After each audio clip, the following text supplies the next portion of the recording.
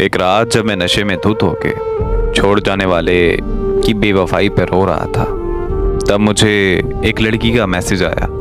लिखा था कि मैं आपसे बात करना चाहती हूँ। मैंने मैसेज इग्नोर कर दिया क्योंकि मुझे रूटीन में ऐसे मैसेजेस आते रहते थे।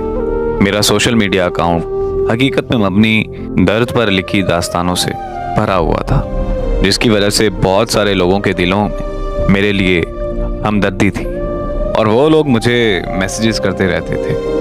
पर मुझे हमदर्दी से नफरत होने की वजह से मैंने कभी किसी को रिप्लाई नहीं किया था। उस लड़की के मैसेजेस बार बार आने लगे तो मैंने मोबाइल फ़ोन बंद कर दिया और सो गया।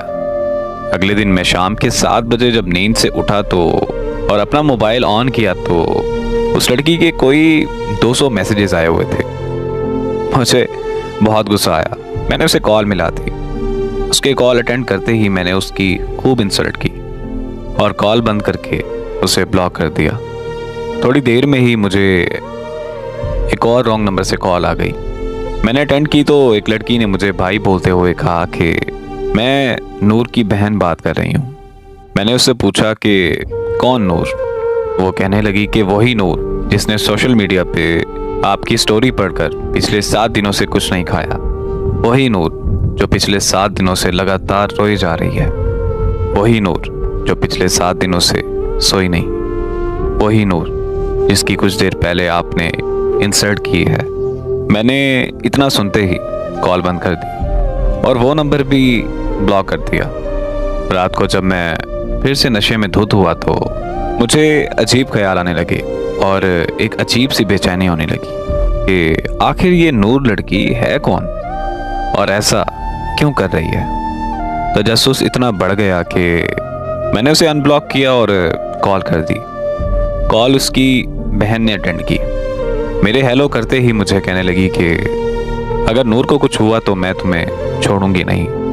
मैंने भी उससे गुस्से में बात करते हुए पूछा कि आखिर मैंने ऐसा क्या किया है जो तुम मुझसे ऐसे बात कर रही हो। तो वो रोते हुए कहने लगी कि नूर को पता नहीं क्या हो गया है, उसे बिल्कुल होश नहीं आ रहा। हम सब उसे अस्पताल लेकर आए हुए हैं। मैंने जब अस्पताल का एड्रेस पूछा तो अस्पताल मेरे घर से 6 घंटे की ड्राइव पर था।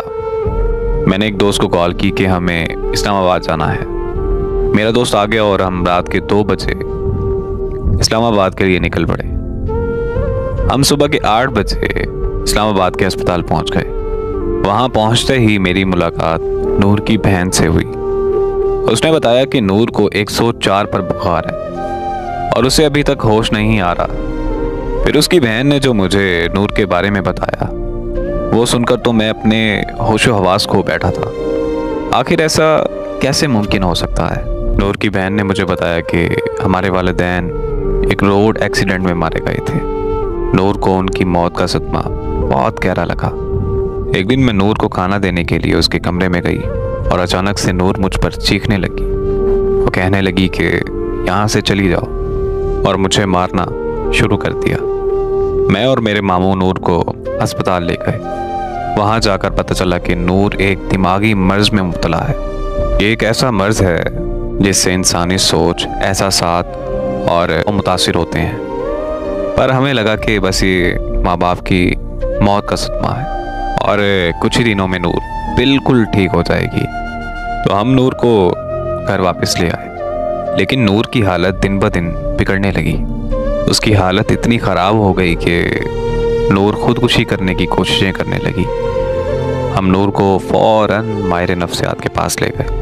उन्होंने बताया कि दीगर अमराज की तरह इस मर्ज़ का इलाज भी अद्वियात और थेरेपी से किया जा सकता है, पर बिना इलाज के नूर की हालत दिन ब दिन ख़राब होती जाएगी।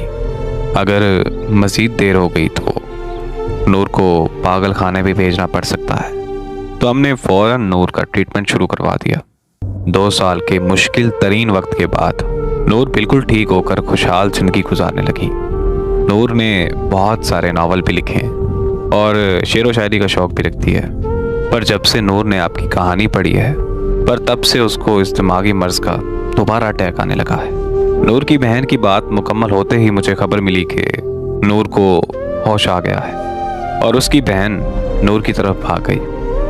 मैं भी उसके पास जाना चाहता था, पर मेरे दोस्त ने मुझे रोक लिया। वो मुझे कहने लगा कि नूर तो पागल लड़की है, हमें उसे क्या लेना देना, चलो हम घर चलते हैं। मैंने अपने दोस्त से बोला कि अरे यार, मैं कौन सा नॉर्मल हूँ, मैं भी तो इतना पागल हो चुका हूँ कि किसी का कम बुलाने के लिए नशे का सहारा ले रहा हूँ। बस इतना कहकर मैं नूर से मिलने चला गया। नूर मुझे देखते ही उठकर बैठ गई। उसकी खुशी की कोई इंतहा ही नहीं थी। जिंदगी में पहली बार मैंने खुद की वजह से किसी के चेहरे पर खुशी देखी थी, और उसके चेहरे पर खुशी देखकर जो मुझे सुकून महसूस हो रहा था, वो सुकून मैंने पहले कभी महसूस नहीं किया था। मैं नूर के करीब जाकर बैठ गया और उससे उसका हाल चाल पूछने लगा, तो वो मुझे कहने लगी कि आपके आने से सब कुछ ठीक हो गया है। फिर हमने बहुत सी बातें की और कुछ देर बाद मैंने नूर से कहा कि अब मेरे जाने का वक्त हो गया है। नूर ने जब ये सुना तो पता नहीं उसकी हंसी अचानक से कहाँ चली गई। उसके हाथ पांव कांपने लगे और आंखें नम हो गईं। मैंने नूर की हालत देखते हुए अपने दोस्त को कॉल की और उसे कहा कि तुम चले जाओ, मैं बाद में आ जाऊँगा। इतना सुनते ही नूर के चेहरे पर मुस्कुराहट फिर से वापस आ गई। मैं और नूर 2 दिन तक अस्पताल में रहे। वो 2 दिन मेरी ज़िंदगी के सबसे खूबसूरत दिन थे। हमने एक साथ जीने मरने की कस्में भी खाई थीं। 2 दिन बाद नूर को अस्पताल से छुट्टी मिल गई और हम दोनों अपने अपने घर चले गए। फिर हमारी फ़ोन पर दिन रात बातें होने लगी और ऐसे ही 1 साल गुजर गया। वो ज़हनी तौर पर बिल्कुल ठीक हो चुकी थी और मैं भी नशा मुकम्मल तौर पर छोड़ चुका था। यहाँ तक कि हमारी शादी के लिए हमारी फैमिलीज़ भी रजामंद हो चुकी थी। ज़िंदगी में सब अच्छा चल रहा था कि अचानक एक खबर ने मेरी दुनिया हिला कर रख दी। मुझे पता चला कि नूर की बहन की मौत हो गई। ये खबर मिलते ही मैं नूर के घर पहुंच गया। वहां पहुंचकर पता चला कि नूर की बहन ने प्यार में धोखा खाने के बाद खुदकुशी कर ली और नूर को फिर से वही दिमागी मर्ज का अटैक आया। नूर को अस्पताल में फिर से एडमिट कर दिया गया। वहाँ नूर के दिमाग की शरीयान फटने से नूर को ब्रेन हेमरेज हो गया और 6 दिन बाद नूर की भी मौत हो गई।